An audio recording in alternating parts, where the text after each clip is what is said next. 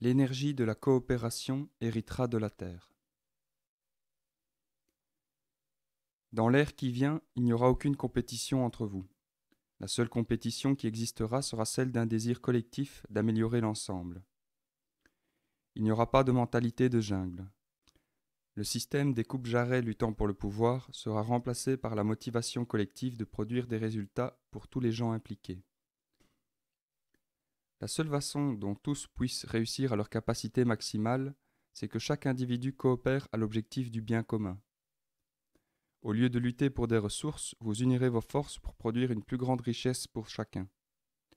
Cela ne s'effectuera pas au moyen d'un système politique comme le communisme, mais plutôt grâce à une conscience universellement accrue et à une motivation naturelle à rendre l'existence plus enrichissante et plus satisfaisante pour chaque âme en tant que partie intégrante de l'unité. Dans une telle réalité, il existe une profonde appréciation de la contribution des talents uniques de chaque individu et une compréhension que la force de plusieurs est nécessaire pour transformer les formes matérielles. Dans votre monde, on a déjà mené des expériences démontrant le pouvoir de l'union de plusieurs esprits, focalisant leur intention sur un objectif commun. Par exemple, la conscience de groupe a pu modifier directement le taux de criminalité d'une ville, simplement en priant pour un changement. Vous pouvez faire la même chose avec n'importe quoi, n'importe quand, si vous vous unissez pour un objectif commun, vibrant dans les fréquences supraconductrices supérieures. Dans votre nouvelle réalité dimensionnelle, ce sera une pratique courante que d'attirer les esprits semblables et d'utiliser cette attraction pour développer des projets avec succès. Les obstacles seront surmontés plus facilement et réorientés au profit des résultats les plus positifs. Encore une fois, quand on vit dans les vibrations supérieures, l'énergie circule plus librement et elle atteint sa cible avec plus de précision. Au niveau de ces fréquences de lumière, la création est attrayante et elle est source de joie. Dans ce courant de participation, ni l'ennui, ni l'inquiétude, ni la peur n'existent. On trouve plutôt l'enthousiasme, l'excitation et l'anticipation. Quand il y a un obstacle à franchir, il est considéré comme une nouvelle dynamique engageante que l'on peut réorienter vers une situation potentiellement meilleure, ou bien il est vu comme une nouvelle révélation. C'est un peu comme un jeu vidéo, les obstacles qui apparaissent soudainement rendent le jeu passionnant.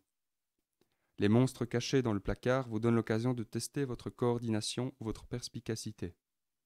Ils vous font rire et vous essayez encore. Ils vous motivent à faire mieux et à passer au niveau suivant.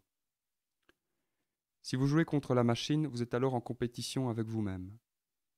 Si d'autres pouvaient participer à votre jeu en tant que personnage afin de vous seconder dans une mission commune, vous seriez ravis de travailler ensemble pour vaincre l'ordinateur.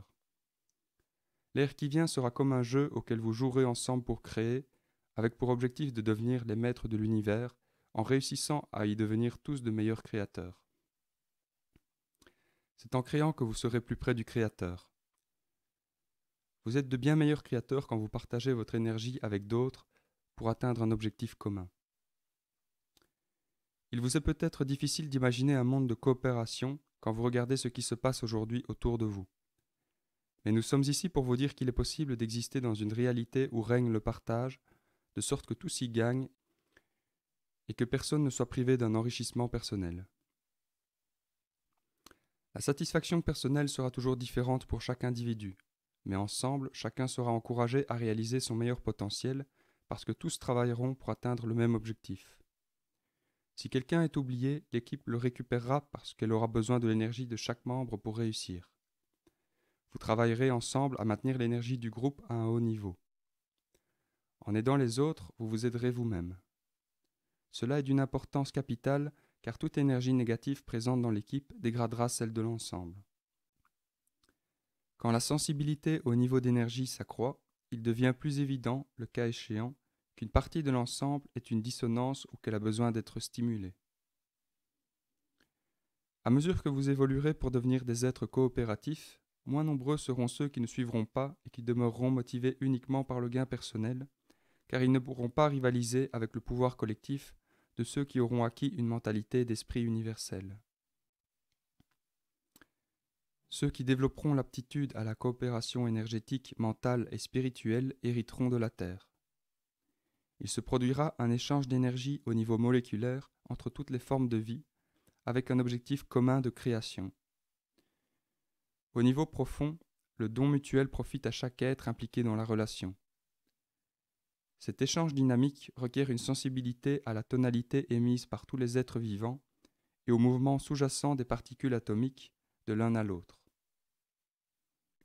Lorsque vous échangez de l'énergie, vous échangez des particules de vie qui ont également une conscience. Ces unités d'énergie consciente circulent entre les grandes formes vivantes en une danse vibratoire spectaculaire.